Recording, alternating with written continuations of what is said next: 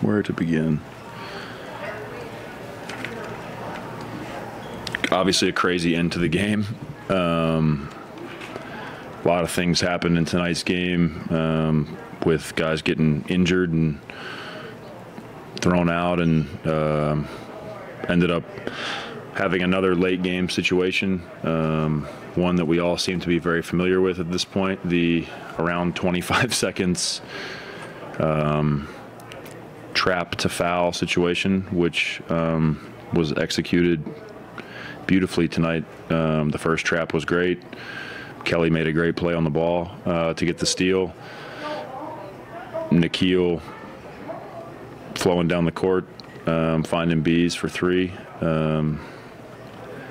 The guys, this team, I've said it all year, we are imperfect, but we've got heart, and I think that was reflected at the end of the game. Golden State is a very good team. They're very well coached. Jordan Poole had a lot of great moments. Kuminga obviously played an amazing game for them. Klay Thompson is Klay Thompson. They're a championship caliber team, and they've been in a lot of close games together. We had a variety of guys step up tonight, playing a new starting lineup with guys being out, and just continue to be amazed by our team's resilience and their willingness to kind of let it rip. And they never flinch in weird moments of a game or odd lineups, or we're going to change the game plan or change some stuff we're doing offensively. They continue to adapt, and they do it together. So, that's what's made Team 49 so fun to this point in the year. And I thought our crowd was incredible tonight, especially down the stretch. Just a fun night in Utah. What did you see in that the Jordan dust up with Kuminga? What was the explanation of why that was a flagrant two? Yeah, I haven't seen the replay from multiple angles yet, but it was explained to me that Jordan swiped him in the face, and then there was a square up afterwards between the two guys, and that resulted in a flagrant two. I'm not really sure why that led to a flagrant two. I haven't seen the play yet. So I'll have to look at it before I can give you guys my further opinion. I'm not trying to dodge it. I haven't seen it, but I was explained to me that he swiped him in the face, and then there was a square up afterwards, which resulted in the flagrant two. We're doing a forward order request, so we're asking on that too. Okay. First of all, with Colin, did he just feel the hammy tighten up and then talk to you about it? Yeah, hamstring. Sounds like he pulled it, but the degree of that we're not sure of yet. We'll have to obviously see how he gets through tonight and see him in the morning. But it was clearly bothering him after the play. You guys all saw him going to the free throw line, grabbing it, and he walked over to me and said, I think I tweaked my hamstring. So we immediately got him a sub, which gives me a great opportunity. Sorry, I didn't mention this in the open. Nikhil, great poise, getting thrown in and then closing the game for us. He's been tremendous this year, staying ready. His minutes have gone up and down, and depending on who we're playing, some nights he plays and some nights he doesn't. And he never complains. He continues to work really, really hard. And I'll tell you what, when you call on Nikhil, he always seems to be ready. So hats off to him. He played a great game.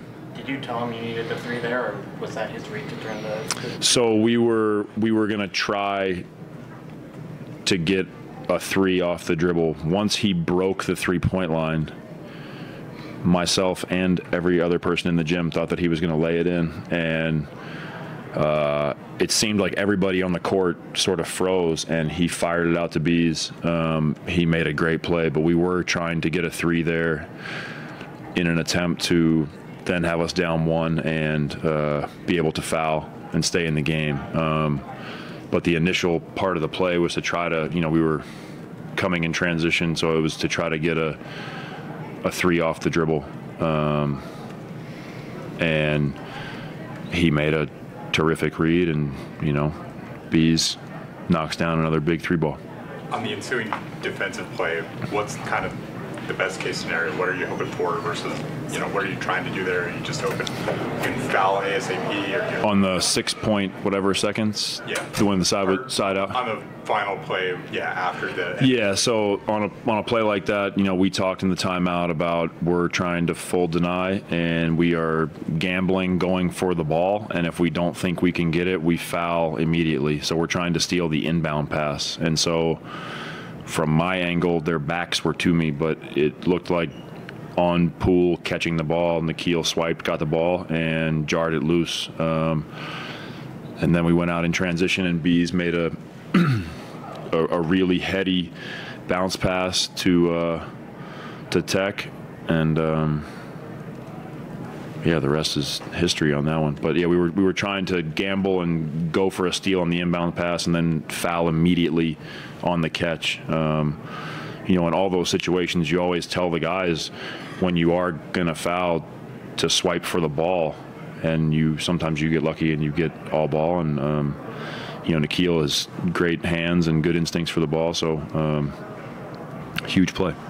Talk about Simone career high tonight. Just how do you think he played overall? I think he was great. His national team coach is in town, so maybe he should come more.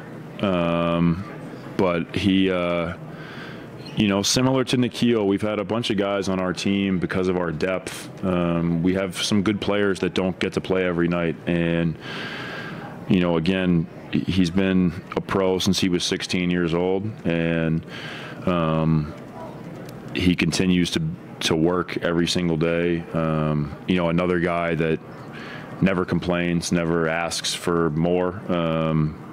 Some nights he plays a decent amount, and some nights he plays none. So we all know that he's a capable player, and he can really shoot, and he's smart, knows what he's doing. You saw that when he drove the closeout and got the left-handed dunk. Like, he reads the game very, very well. It's always rewarding when you see guys that behind the scenes have been putting in a lot of work and staying ready, even though they maybe haven't gotten exactly what they want individually. To see them in a game like tonight come out and play a good game, that always makes you feel good. You mentioned that something about this team, they thrive in the weirdness, right, at the end of games. Why do you think that is? Is it veteran savvy, or what do you think that is? From the beginning of the year, we've just embraced the fact that we may not be this pretty neat and tidy, on paper team. We have some different pieces, and the guys have really taken to what we've asked them to do on both ends of the floor, and they're finding a way to really fit together. Sometimes we have lineups out there that maybe if you wrote those down in the summer, on a piece of paper, you're like, that lineup doesn't quite make sense. But then when you watch them play together, they feed off each other. And, I use the word flexibility with you guys all the time, and that's a word that we use with our team every day. Like, we have to be flexible in the way that we think about the game because of our roster. And so some nights it seems like the weirder it gets, the more comfortable it gets for us. But every guy on the team is bought in. We were joking, Ochai's 1-0 as a closer. So it's just that's been the story of our season. We've talked about it from the very beginning with you guys. There's seems to be a lot of different lineups and a lot of different closing lineups. And the guys just, they don't quit. No matter what's going on in the game.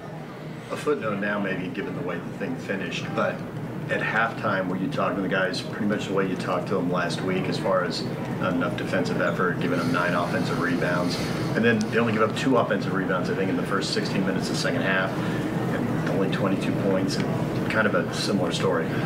Yeah, in the first half, we just seemed a little bit behind. It's like we were a step late on a lot of things. You know, having played against the Warriors a lot over the years, they are a team that their speed, even in the half court, sometimes can be jarring on the defensive end. Like, it catches you by surprise. You know, guys like Jordan Poole and Clay, the way they move off the ball and how quick they are doing that, how fast their team makes decisions, it can almost like startle you a little bit. And I thought that in the first half, our team just felt a little bit slow. They were playing at a different tempo than we were. And so at halftime, you know, we just, as we always do, it's just about trying to talk to them about, you know, what's going on in the game and what can we control. And we felt as a group that we needed to up our energy level, our physicality, and try to match the tempo of the game. And I think in the second half, we did it much better. I mean, you saw it in a variety of statistical categories. I think we had 15 assists in the second half. I think we had 13 or 14 three-point attempts in the first half, and we ended up having 20, 21, 22 in the second half, because we were able to make quicker decisions and find the open guy faster.